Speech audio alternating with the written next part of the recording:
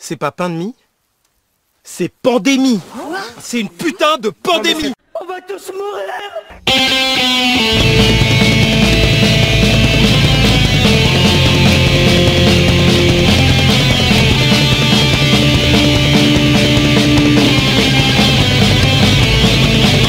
Chers auditeurs de Radio Virus, bonjour et bienvenue dans cette avant-dernière émission de la quotidienne. Tout de suite, nous commençons par une chronique reprise. J'ai repris le boulot en début de semaine. Par reprendre le boulot, il faut entendre retour à l'entreprise. On avait largement été prévenu par mail des différentes mesures mises en place, et j'avoue avoir lu tout ça avec un peu de distance. Réduction des heures d'accès à l'entreprise, couloir de circulation, distribution des masques, rien n'avait été laissé au hasard. Le lundi matin, un peu content de reprendre le boulot et me rappelant vaguement que la tranche horaire d'accès a été réduite, je me pointe à 7h30. Oui, parce que pour vous 7h30 c'est peut-être tôt, mais pour moi c'est presque la grasse mat, vu que je suis au bureau tous les jours à 7h. Déjà devant la porte, une affichette nous indique que pas d'entrée avant 8h. Je fais la grimace. Je prends mon mal en patience en échangeant quelques mots, tout en respectant le maître de politesse avec mes collègues qui commencent à arriver. Au sol, du scotch pour délimiter les sacro-saintes distances de sécurité. Finalement, on entre tous à 7h45 avec un des boss qui est passé par là. À l'intérieur, j'ai l'impression de me retrouver dans le film Les Chinois à Paris. Des calicots un peu partout nous enjoignent sur un ton martial de nous laver les mains, de nettoyer nos smartphones toutes les heures, nos espaces de travail toutes les 2 heures. Partout, des corbeilles de masques, des bidons d'alcool, des vitres en plastique pour ne pas se cracher dessus. La direction a mis le paquet, tétanisée qu'elle est à la fois par son devoir de protection vis-à-vis des salariés et par l'effet Charles de Gaulle. Pas l'anglais, le porte-avions, qui a vu l'épidémie se propager à travers l'équipage aussi vite qu'une traînée de poudre. Je fais un petit tour du propriétaire, contemplant dépiter la sacro-sainte machine à café condamnée par de la rubalise, coupable qu'elle est d'être dans le passage et de ne pas permettre le maître étalon de sécurité. Le responsable Covid sécurité sillonne l'étage, le maître ruban à la main et se mettant à 4 pattes régulièrement pour tracer les couloirs de circulation afin qu'on ne se croise pas, des fois qu'on soit trop con et qu'on se rentre dedans, inconscients que nous sommes, et criant par là même une partouze de miasmes et de virus. Je finis par tomber nez à nez avec mon patron, enfin si on peut dire, qui m'engueule copieusement parce que je suis entré avant 8h et que je suis incapable de respecter les consignes, comme la moitié de l'étage après tout. Du coup, je me sens tout de suite moins coupable, ma culpabilité se trouvant largement diluée dans le staccanovisme collectif qui nous fait, bravant le danger, affronter le virus plutôt qu'on ne nous l'impose. J'ai très envie de lui faire remarquer que depuis 5 ans que je me pointe tous les jours à 7h tout en étant payé qu'à partir de 8, il ne m'a jamais dit merci, mais je préfère la mouler, salaire à la fin du mois oblige. Réunion de Colcause à 10h, où l'on nous explique que l'étage est divisé en secteurs, en sous-secteurs, avec des responsables de quartier, des responsables de bureau chargés de faire respecter l'ordre et la propreté. Vérifier que la lingette est passée toutes les 2 heures sur les poignées de porte, à chaque utilisation sur la photocopieuse, que tout le monde porte bien son masque. Je suis fasciné par la rapidité à laquelle le climat sécuritaire se met en place. Tout est vérifié, contrôlé, épié. Je ne peux m'empêcher de penser à l'époque où les appartements communautaires se sont mis en place en URSS. La milice quadrillant soudain le secteur, prenant ses renseignements auprès des concierges et des indiques. On n'en est pas encore à ce point-là, mais les mécanismes sont là. Mis en place en moins de 2 mois, sous les hurrahs de la population, heureuse de reprendre le travail dans des conditions de sécurité optimales, pour une rentabilité maximale. Je ne peux pas en vouloir à mon entreprise, qui ne fait somme toute qu'appliquer sous peine de condamnation morale et financière les règles absurdes mises en place par le pouvoir. Rappelons quand même qu'on ne sait toujours pas combien de temps le Covid survit dans l'air et sur les matières inertes. Il semble que dans d'autres entreprises, c'est le contraire qui se passe. Les gens sont obligés de travailler sans masque et collés les uns aux autres. Certes, il faut choisir. Mais bon, il est probable que ce cirque dure encore quelques temps, puisque personne n'a suffisamment de couilles pour siffler la fin de la récré. Enfin, le monde d'avant était déjà bien pourri, le monde d'après sera pire. Retrouvons les actualités du jour. L'actualité de ce vendredi 8 mai. Lunettes. En Angleterre, des passants apeurés ont aperçu un tigre dans le jardin d'une vieille dame de 85 ans. Panique, police et hélicoptère pour prendre en charge l'animal. Une observation plus précise révèle alors que c'est une sculpture en bois. Bravo l'artiste donc. Lunettes toujours. Après la poupée gonflable, c'est au tour de l'épouvantail de mobiliser la police. En manque d'air marin, elle patrouille les plages avec rigueur, et quand on refuse d'obtempérer, elle aime pas trop. On ne sait pas s'il a pris 135 € d'amende. Exemplarité. Christophe Castaner aime prêcher par l'exemple. En visite dans une usine de masques, visite qui n'a que peu de rapport avec sa mission, mais c'est un autre sujet, il a pris la pause avec les employés, trop heureux d'avoir un joueur de cartes aussi renommé dans leur usine. Une belle photo de groupe collé serré, sans masque. Les réseaux sociaux n'ont pas compris, le ministère non plus. Non-respect de la distanciation sociale, le 11 mai dans le métro c'est 135 €, mais un ministre, lui, il a le droit. Tristesse. La sortie du film Kaamelott d'Alexandre Astier est repoussée au 25 novembre au lieu du 29 juillet. De moins en moins de bonnes nouvelles à l'horizon. Métro. Les syndicats de la RATP ne sont pas prêts pour être au gouvernement. Ce dernier leur offre tout plein de nouveaux pouvoirs, comme de filtrer les individus, selon les attestations d'employeurs, les masques ou autres motifs. Mais eux préfèrent rester dans leur rôle officiel, le contrôle des titres de transport. Si personne ne fait un effort, l'état policier pour notre protection sanitaire ne va pas progresser. Far West. Un camion qui transportait 500 000 masques pour la Seine-Saint-Denis s'est fait braquer près de la frontière espagnole. Un vrai film, puisqu'il faut avoir l'info, le matériel pour balader les masques et partir discrètement. Avec le confinement, même le brigandage dans les Pyrénées revient. Télétravail. Confinement oblige, Skype, Teams ou Zoom prospèrent. Bon, Zoom, pas tellement. Ils ont de gros problèmes de sécurité. Mais certains font confiance, comme des députés sud-africains qui ont ainsi eu la surprise de voir des images pornographiques pendant leur séance, ainsi que des insultes contre la présidente de l'Assemblée nationale. Déjà qu'en temps normal les parlementaires ne s'écoutent pas, mais alors si en plus on leur diffuse des distractions. Futurama. Après Cannes, Paris. Des caméras dites intelligentes capables de détecter le port de masque vont être installées dans le métro parisien, officiellement pour avoir des statistiques sur le respect des consignes, avec bien évidemment aucune image transmise, mais aucun cadre légal non plus. Le progrès en somme. Télétravail encore. Ces derniers jours, de nombreuses installations internet ont été vandalisées, ou mises hors d'état de nuire, selon le point de vue. Le renseignement français l'attribue à l'ultra-maxi-gauche, ces gros vilains qui veulent toujours tout casser. Des boîtiers, des câbles, des antennes. Le déconfinement s'annonce sportif. Promenade. Au Royaume-Uni, le nombre de morts s'accumule et prend la tête en Europe, mais les fusibles servent à maquiller les dégâts. Neil Ferguson, conseiller scientifique du gouvernement, démissionne et rafle toute l'attention des médias. Le motif, sa maîtresse lui a rendu visite en traversant le pays 2 fois, quand tout le monde est confiné. En bon scientifique, il déclare qu'il avait eu les symptômes du Covid et pensait donc être immunisé. En France, on attend toujours les amendes de route Bézieux, qui fait Paris-Bretagne régulièrement. C'est tout pour aujourd'hui, à demain pour une nouvelle chronique d'actu. Désobéissance dans ce premier point politique. Nous allons aujourd'hui vous parler de Jean Giono, du retour à la terre et des patries charnelles. Cela peut sembler étrange de parler de Giono dans une chronique de formation politique. Ne serait-il pas mieux dans la littérature ? Oui et non. Oui, car Giono est selon moi l'un des plus grands écrivains du XXe siècle. C'est en amoureux de la terre et de ses forces vives, que sont les hommes qui y prennent racine au sein d'ethnies ancestrales, que Giono nous transmet toute cette poésie de montagnard. Poésie que l'on se prend en pleine tronche, comme plongé d'un coup dans une rivière glacée par une chaude après-midi de juillet. Le chant du monde, à titre d'exemple, est d'une puissance inégalable. Oui, Giono écrivain, mais Giono homme de conviction. Le pacifisme, le retour à la terre, occupe une large place dans sa pensée, et dans l'œuvre que fut sa vie. Mais il y a aussi le thème de la défense des patries charnelles, qui sentent bon le patois, les costumes, le mode de vie paysan et ancestral, et l'ethnie, propre d'un terroir. Il dessine ainsi les contours de l'écologie radicale, puisqu'il ne culte pas la condition paysanne comme condition première de l'écologie. Nous vous invitons à écouter une précédente chronique de Radio Virus sur le sujet, et nous ne saurons que trop vous conseiller la lecture de son ouvrage « Lettres aux paysans sur la pauvreté et la paix ». Ouvrage que lit un curé celte du fin fond de la Bretagne à son village encore paganisé, pour lui expliquer, en 2 mots, que cela ne sert à rien d'acheter un tracteur et d'accepter les crédits des banques, si c'est pour perdre sa liberté, s'endetter et être obligé, soit de partir dans une grande ville pour devenir prolétaire à l'usine, ou alors de se suicider. Que la nourriture, eux, ils la produisent, qu'ils sont théoriquement les individus les plus importants du pays, gardiens de la vie, des coutumes et de la mémoire. Que ce serait pure folie que de tout quitter, de se métisser et de perdre la mémoire pour un emploi aliénant qui ne leur permettrait que tout juste d'acheter ce dont ils ont déjà à disposition avec leurs terres. Ce curé est un personnage de Plus de pardon pour les Bretons, de Saint-Loup. Si on vous parle ici de Giono, c'est qu'il est plus facile, on va dire, de le faire, que de parler de son ami et disciple, Marc Augier, alias Saint-Loup.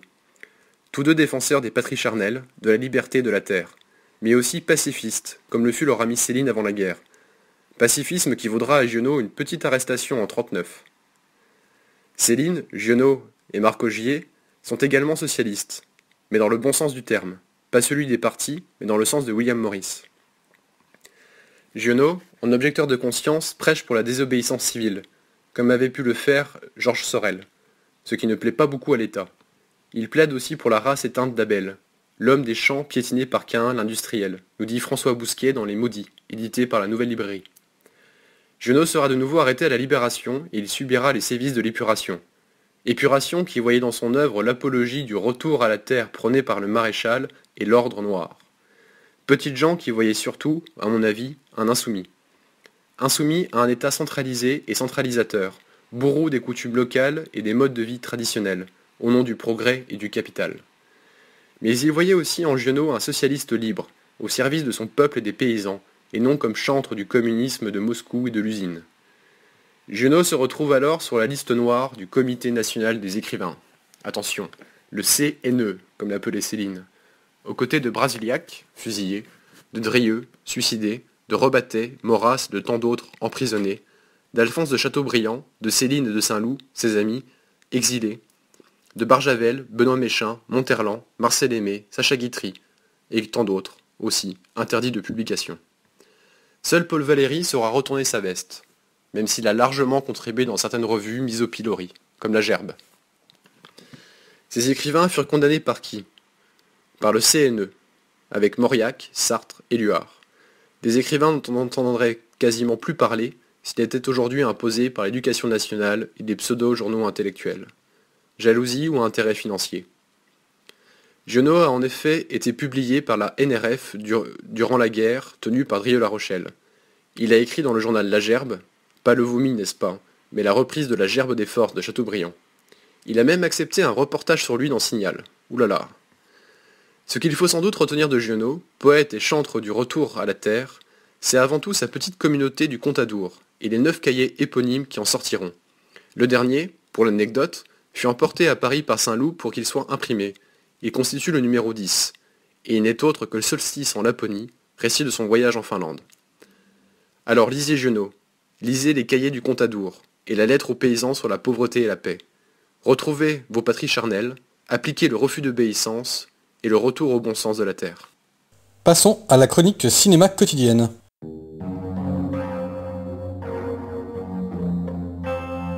Un officier de police se suicide après une décision de justice qu'il considère comme injuste. 4 de ses collègues décident alors de franchir la ligne rouge. Ils vont peu à peu s'entraîner dans une spirale violente sans possibilité d'en sortir.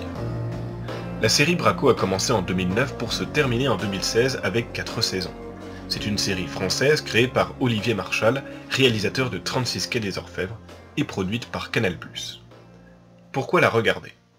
En France, nous avons la chance d'avoir une production télévisuelle nous offrant de plus en plus de bonnes séries. Une bonne manière de contrer les Américains qui semblent avoir le monopole sur ce terrain-là. Canal+ est sans nul doute la meilleure production en termes de séries françaises. La chaîne télévisée est passée par l'historique avec Versailles, par le western moderne avec Guyane, ou encore par le thriller avec le Bureau des légendes. Braco est donc une série policière. Pendant 4 saisons, les scénaristes s'évertuent à brosser le portrait d'une police rongée par la corruption, la violence et l'IGPN. Alors bien sûr, on n'a pas affaire à une série réaliste. Le feuilleton nous offre des personnages rock'n'roll qui n'hésitent pas à franchir la ligne rouge. Cette image est parfois un peu américanisée à mon sens, mais dans l'ensemble, le style reste quand même bien très français. On s'étonnera de voir dans la série plusieurs types de gangsters à travers les différentes saisons, de la simple racaille de rue au chef de gang marseillais, en passant même par le militaire vétéran avide de justice pour ses hommes.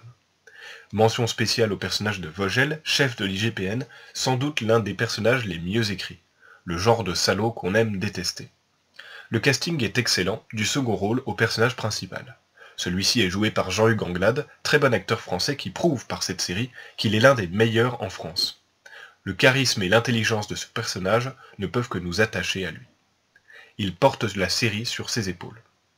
Braco représente très bien le style de son créateur Olivier Marchal, ancien flic habitué des films policiers.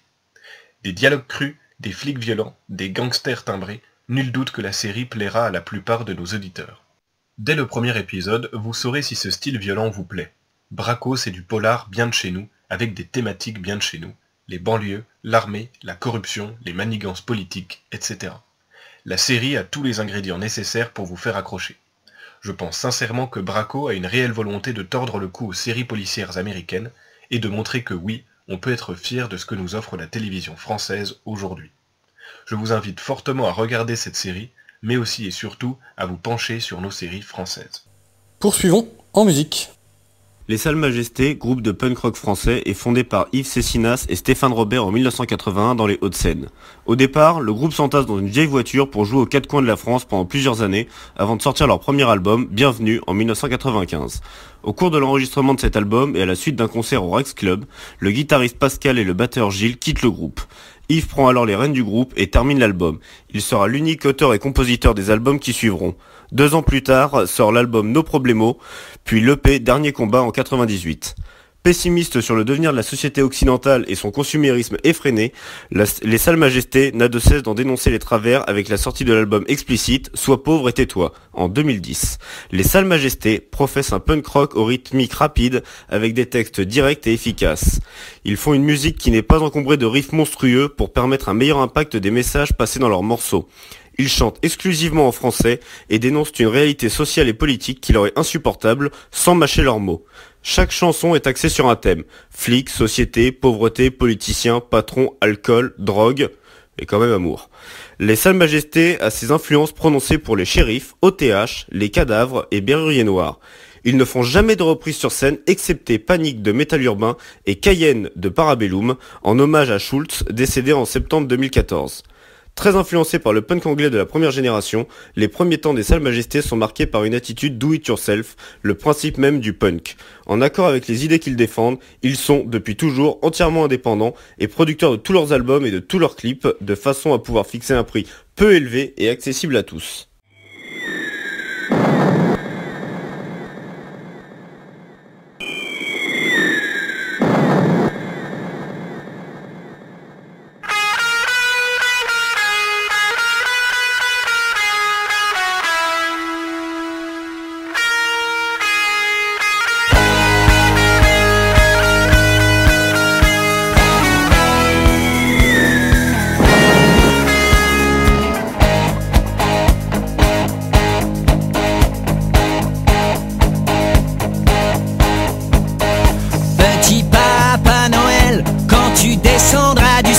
N'oublie pas les poubelles, car en bas c'est le bordel. Les hommes n'ont pas été sages, ça a été un vrai carnage. Crois-moi, une vraie boucherie, New York à Kaboul City.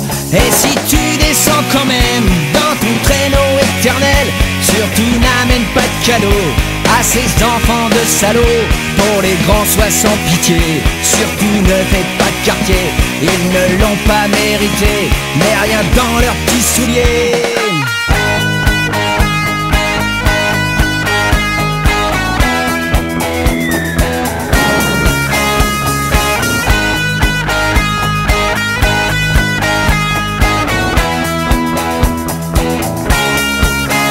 Petit Papa Noël, quand tu descendras du ciel, descends avec ton flingue. En bas y a plus que des dingues. Mais n'oublie pas les enfants, ils t'attendent impatiemment, même si souvent leurs parents sont plus bêtes que méchants.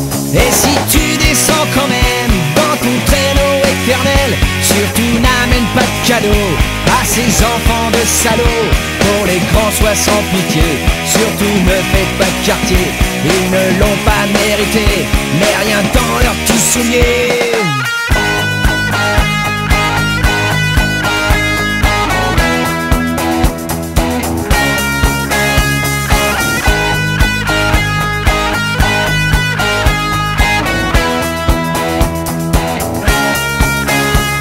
Petit Papa Noël, si tu vas à Bethléem, n'oublie pas les enfants, ils t'attendent impatiemment. Mais prends ton gilet pare-balles, là-bas c'est la guerre totale. D'ailleurs c'est la guerre partout, on vit dans un monde de fous. Petit Papa Noël, quand tu descendras du ciel, n'oublie pas les poubelles, car en bas c'est le bordel. Les hommes n'ont pas été sages, ça a été un vrai carnage. Crois-moi, une vraie boucherie, New York à Kaboul City. Petit Papa Noël, petit Papa Noël, on fera mieux l'année prochaine. Petit Papa Noël.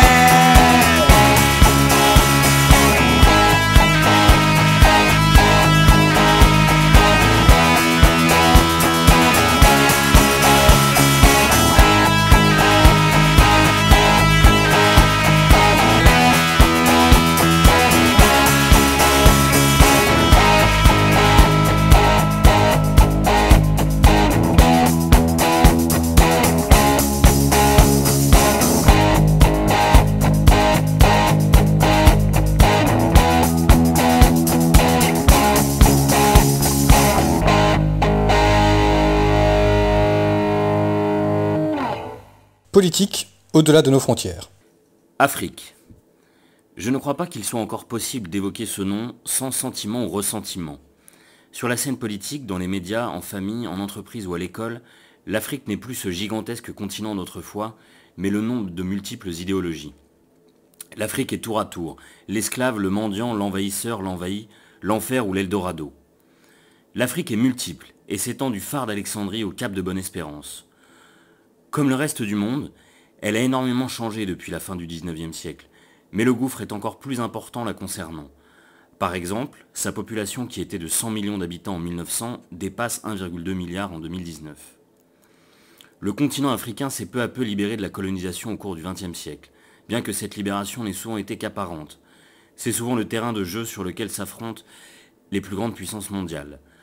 Pourtant, il y eut une volonté africaine de créer une dynamique d'indépendance continentale dont ont eu raison la question démocratique, la corruption et les ressources naturelles. Le découpage géographique des pays d'Afrique subsaharienne est aussi une source profonde des nombreux conflits ethniques qui ont lourdement saigné ce continent depuis un demi-siècle. Comme l'explique brillamment Bernard Lugan, la volonté internationale d'instaurer la démocratie dans des pays fraîchement créés, au lendemain de la décolonisation, a donné naissance à une multitude de guerres ethniques. La recette est simple. Prenez une ethnie sédentaire nombreuse, mais relativement pacifique. Prenez ensuite une ethnie nomade, peu nombreuse mais guerrière. Ces deux ethnies vivent dans une même zone géographique vaste, dans laquelle elles se croisent et s'affrontent, mais le nombre des uns compensant les qualités au combat des autres, il existe un équilibre pluriséculaire. Enfermer ces deux ethnies entre des frontières tracées à l'équerre. Instaurer la démocratie dont le propre est de donner le monopole de la violence à la majorité. L'ethnie sédentaire dont le nombre est la seule force qui compte désormais est largement majoritaire. Elle peut donc légitimement, c'est la démocratie, éclater la gueule de ses compatriotes membres de l'ethnie minoritaire. Bienvenue au Rwanda.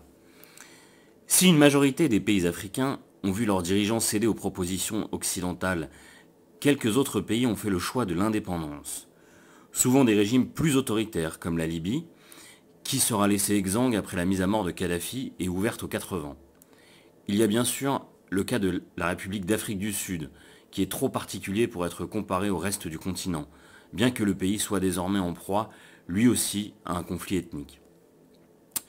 Une immense majorité des pays africains s'est maintenue ou est retournée dans un système de dépendance favorisé par les pays les plus développés. La corruption, la guerre et la destruction de l'agriculture africaine au profit de l'extraction de pétrole ont fini d'achever ce continent dont 40 pays sur 54 n'ont quasiment aucune activité économique stable et un poids presque nul à l'échelle internationale. Ces bénéfices sont le plus souvent détournés par des sociétés étrangères ou captés par une infime minorité corrompue. C'est pourtant peu à peu après la décolonisation que le coup de grâce a été donné simultanément à l'Afrique et à l'Europe. La loi sur le regroupement familial a mis en marche les pompes aspirantes dont la cadence ne fera qu'augmenter. L'immigration, qu'elle soit choisie ou massive, légale ou clandestine, est un déracinement. Des millions de déracinés africains débarquent ainsi chaque année en Europe au milieu de peuples déjà bien dilués et eux-mêmes en proie au déracinement géographique et spirituel. Simone Veil, la philosophe, disait « Le déracinement est de loin la plus dangereuse maladie des sociétés humaines, car il se multiplie lui-même. Qui est déraciné, déracine. » Nous avons colonisé l'imaginaire des Africains, auquel la colonisation a fait croire que notre mode de vie devait être le leur. Les ONG et autres passeurs en véritables racistes leur ont fait croire qu'un Africain n'est qu'un Européen qui s'ignore encore. Nous avons voulu faire d'eux des Européens, ils sont donc rentrés à la maison. Nous sommes désormais colonisés et nos peuples sont petit à petit remplacés, comme l'avait prédit Jean Raspail et comme théorisé par Renaud Camus. L'immigration est un désastre pour les pays de destination comme pour les pays d'origine. Nous maintenons volontairement ce continent sous perfusion, sous couvert de charité et de bons sentiments. Mais nous, qui n'avons pas de patrie de rechange, nous devons nous opposer à la submersion migratoire et à l'activité néfaste qu'ont en Afrique nos grandes multinationales et nos gouvernements. Les amateurs de géostratégie rétorqueront qu'il n'est pas possible d'abandonner une part importante de notre zone d'influence. Mais c'est justement à cause de cela que nous sommes en passe d'être submergés et que l'Afrique se consume chaque année un peu plus. D'autres diront qu'on ne peut les abandonner à leur sort. Mais notre politique actuelle Est-elle meilleure quand nous leur volons leur cerveau, les maintenons dans la misère et la famine en détruisant leur agriculture? Plus grave encore, que nous détruisons petit à petit ce continent qui avait autrefois émerveillé les plus courageux de nos aventuriers. Alors pour leur bien, comme pour le nôtre, foutons la paix à l'Afrique. Culture. La vie chrétienne de Tours allait naître sur un cadre modeste. Sur l'ordre du pape Fabien, Saint Gatien fut au milieu du IIe siècle le premier évêque de Tours. Mais soucieux avant tout de ne pas bouleverser leurs habitudes, les Turons l'avaient mal accueilli. La communauté chrétienne était alors si peu nombreuse qu'un petit cimetière lui suffisait pour inhumer ses morts, et Saint Gatien lui-même très à l'ouest de la cité. Au milieu du IVe siècle, Cumiam multi Christiani essent, devant l'accroissement de la communauté chrétienne, l'évêque Saint-Lidoire édifie un ecclesia prima, la cathédrale, dans la ville fortifiée. Bien plus à l'ouest, il fait de la maison d'un sénateur une basilique sémétériale qui porta plus tard son nom. Il faut attendre l'épiscopat de Saint-Martin pour assister au progrès décisif de la religion nouvelle. 10 ans de solitude à Ligugé avaient transformé l'ancien officier pannonien, instructeur dans la cavalerie de la garde impériale, en un ascète de piteuse mine, mal vêtu, mal peigné. Mais sa réputation de piété, ses dons de thaumaturge, étaient si grands que les habitants de Tours en firent malgré lui leur évêque, le 4 juillet 371.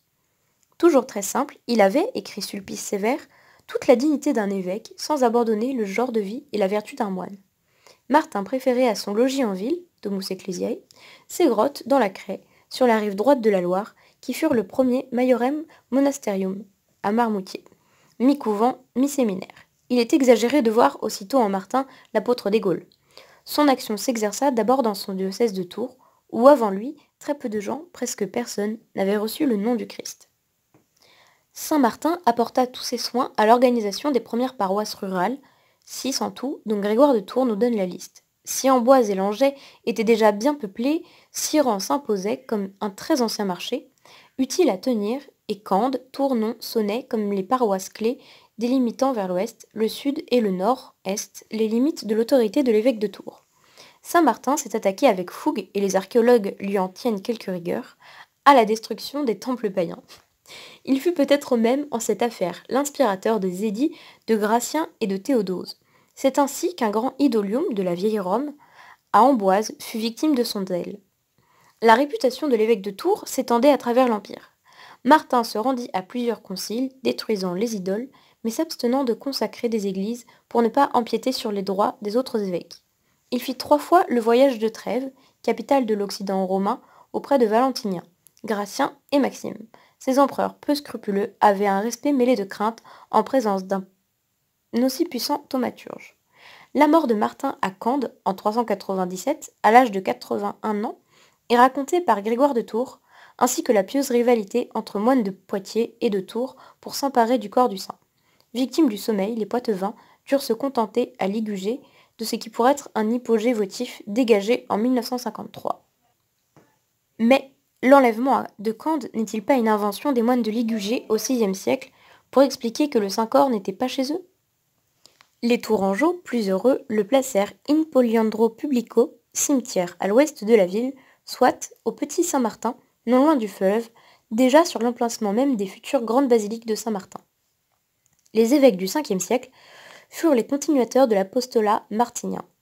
Ils fondèrent de nouvelles paroisses. Au tombeau du saint, la modeste cella du temps de Saint-Brice, couverte de paille et de joncs, devint la vaste basilique consacrée le 4 juillet 482 par saint Perpée. Basilique latine couverte en charpente que Grégoire de Tours a mesurée sans hélas la décrire vraiment. Pendant ce temps, Tours s'était fédéré dès 435 en un Tractus Armoricanus pour maintenir l'ordre dans l'ouest, mais se heurtant à la volonté d'Aetius de rétablir l'autorité romaine. La cité fut dès lors une des dernières à rester fidèle à l'Empire. Sous les patrices Aegidius puis Siagrus, qui commandaient encore entre Seine et Loire, les Germains s'infiltraient partout, de gré ou de force. Au nord de la Touraine, les Alains occupèrent, semble-t-il, quelques localités à titre de fédérés. Au sud, les Wisigoths vinrent en conquérant. S'il n'est nullement prouvé que le futur empereur Majorien défendit Tours contre eux dès 437, c'est en 476 que la cité tomba sous leur domination. Euric portait à la Loire la frontière nord de son royaume, l'année même où un chef skyre, Odoacre, déposait l'Augustule Romulus, mettant fin à l'Empire d'Occident. Par-delà la Highland, dans l'échappée du jour. Partons aujourd'hui à la découverte d'Edinburgh, borough pour les locaux, capitale de l'Écosse. Ville historique, on y trouve des vestiges prouvant une installation vers l'âge du bronze. Elle compte aujourd'hui environ 490 000 habitants, ce qui en fait la seconde ville du pays. Edinburgh se divise en deux parties, en deux quartiers bien distincts, séparés par les jardins de Princes Street. Au nord, vous trouverez la ville nouvelle, conçue au XVIIIe siècle pour lutter face à la surpopulation de la ville. Ce quartier géorgien n'est pas dénué de charme, surtout si on apprécie les boulevards perpendiculaires. Il parvient toutefois difficilement à rivaliser avec la vieille ville, dont nous traiterons davantage. Au sud de ces jardins se trouve la vieille ville, dit Old Town. Elle est surplombée par la colline, ancien rocher volcanique, sur lequel siège fièrement le château dominant la ville. Il fut construit au XIIe siècle et n'a plus vocation militaire seulement depuis peu. La vieille ville, sur un des flancs de la colline, a préservé une grande partie de son architecture médiévale qui en font selon moi tout son intérêt. Il s'agit d'ailleurs de la seconde destination touristique du Royaume-Uni. S'y succèdent, presque de manière labyrinthique, des ruelles tout plus étroites et biscornues les unes que les autres. Mention spéciale pour Victoria Street et ses trottoirs aériens. La vieille ville abrite également de nombreux bâtiments historiques dont l'architecture a été préservée autant que possible. C'est le cas du palais de justice, de l'université d'Édimbourg, du musée royal ou de plusieurs édifices religieux. Attention, prudence! Sur la première place que vous trouverez en sortant du château, se situe l'église de Tolbooth Kirk. Située en face du magasin et musée de la franc-maçonnerie, ça ne s'invente pas, cette église ne sert pas de messe mais des burgers. Elle y abrite effectivement une chaîne de restauration. Second attrait, selon un avis Google, son nombre intéressant de Pokéstop.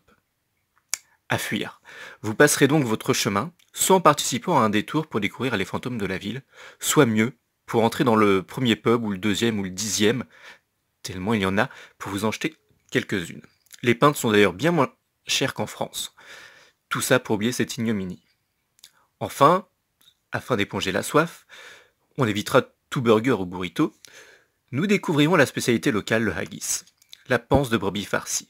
Après ça, vous êtes frais comme un gardon et prêt à explorer davantage la formidable et mystérieuse Édimbourg. Et visitez Édimbourg, visitez les belles villes européennes. Lecture et relecture dans la chronique littéraire. Lire, pourquoi relire? C'est la question. Le rivage des Syrtes de Julien Gracq fait partie de la réponse. Car Orsena, contrée comté du livre, est une antique cité qui vit et survit de son antique tradition, de son ancienne réputation. Aucune visite ne semble l'altérer, mais au contraire, l'enrichit. Et chaque lecture y est une nouvelle visite.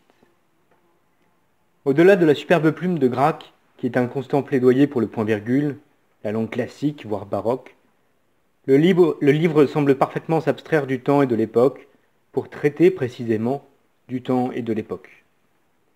Le temps, non qu'il fait, ma bonne dame, mais comme il passe, aurait dit Robert. L'attente est un vaste sujet en littérature et le rivage n'est pas sans évoquer le fameux désert des Tartares de Buzzati. Mais le sujet est éloquent dans notre temps car la chimère longtemps attendue et fantasmée se découvre enfin dans sa réalité. L'attendu a été tellement attendu que lorsque l'attendu advient, il est inattendu. Quelle leçon d'histoire. Et pourtant Orsena se maintient, traverse le temps et les épreuves, car il faut que tout change pour que rien ne change, comme dit Lampedusa dans Le Guépard, autre roman frère du rivage, et que vous devez lire et pouvez voir d'ailleurs dans une belle adaptation cinématographique avec Alain Delon. Ce livre est bouleversant de beauté, de tragique et de style. C'est peut-être avec les deux étendards de Rebattet le plus grand roman français du XXe siècle. Rien n'est dit dans cette chronique sur ce livre, à lire, à relire donc, dans sa magnifique édition à couper au couteau de José Corti. Mais lisez-le, laissez-lui une chance, car comme souvent les bons livres, il lui faut 30, 40, 50 pages pour y rentrer. Laissez-vous prendre dans le style si particulier du rivage, dans sa minéralité, de celle qu'évoquent les falaises de marbre de Junger, comme un vaste silence, une mer calme, un grand désert, et, au-delà, en songe, l'adversité, mais qui finalement advient. Elle est là, maintenant, Aujourd'hui, nous sommes sortis du rêve, revoilà le réel, et il risque de nous surprendre, peut-être plus que la littérature. Et pour conclure, une citation du livre. Il y a un grand charme à quitter au petit matin une ville familière pour une destination ignorée. Retrouvons l'éphéméride du jour. Éphéméride du 8 mai. Le 8 mai, tout le monde s'attend à ce qu'on blablate au moins un mot sur les petits gars Keitel, von Friedburg et Stumpf qui, au nom du Troisième Reich, ont signé la capitulation d'une certaine guerre, une certaine année. Par cette simple signature, ils mirent fin au déferlement de la haine et de blonds aux yeux bleus chevauchant des saucisses géantes sur l'Europe. Mais cette éphéméride ne racontera pas leur histoire. Nous ne parlerons pas non plus du sujet ô combien historique qu'est le référendum fait au Belize en 2008 afin de savoir si la population souhaitait, oui ou non, porter devant le tribunal international de la haie le problème rencontré avec les voisins guatémaltèques concernant la frontière commune. Pourquoi n'en parlerons-nous pas? Franchement, ça vous intéresse? On va plutôt vous parler du plus bel acte qui soit. Non, pas celui auquel vous pensez, l'autre acte. Bien sûr, je vous parle d'adoption, le fait de prendre sous son aile un pauvre orphelin et de lui apporter réconfort et sécurité. Du coup, 8 mai 46 avant JC, l'impérator Julius Caesar Divus adopte officiellement Caius Octavius Turinus. Vous remarquerez, chers auditeurs, comme de manière subtile, nous plaçons la totalité des noms en latin afin de faire croire à du contenu.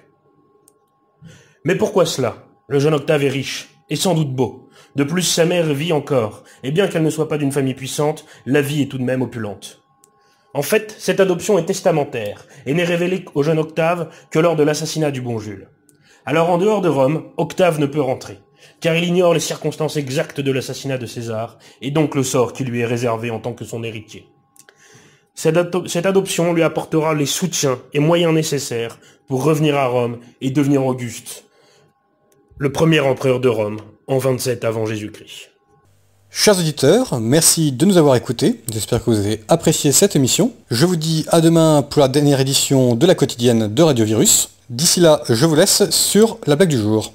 Georges, 88 ans, rend visite à son médecin pour un examen de routine. Comment ça va, Georges? Très bien, docteur. Dieu veille sur moi. Que voulez-vous dire? Eh bien, par exemple, la nuit dernière, je me suis réveillé pour aller pisser. En ouvrant la porte des toilettes, hop, la lumière s'allume toute seule. Dieu veille sur moi. Quand j'ai eu fini, je referme la porte et hop, la lumière s'éteint encore toute seule. Je vous l'ai dit, Dieu veille sur moi. Le docteur, intrigué par ces révélations, décide de téléphoner à l'épouse de Georges. Georges m'a rendu visite aujourd'hui et m'a dit que Dieu veille sur lui et qu'il lui a allumé et éteint la lumière pour ruiner cette nuit. Est-ce exact? Sacré nom d'idiot, ne me dites pas qu'il a encore pissé dans le frigo.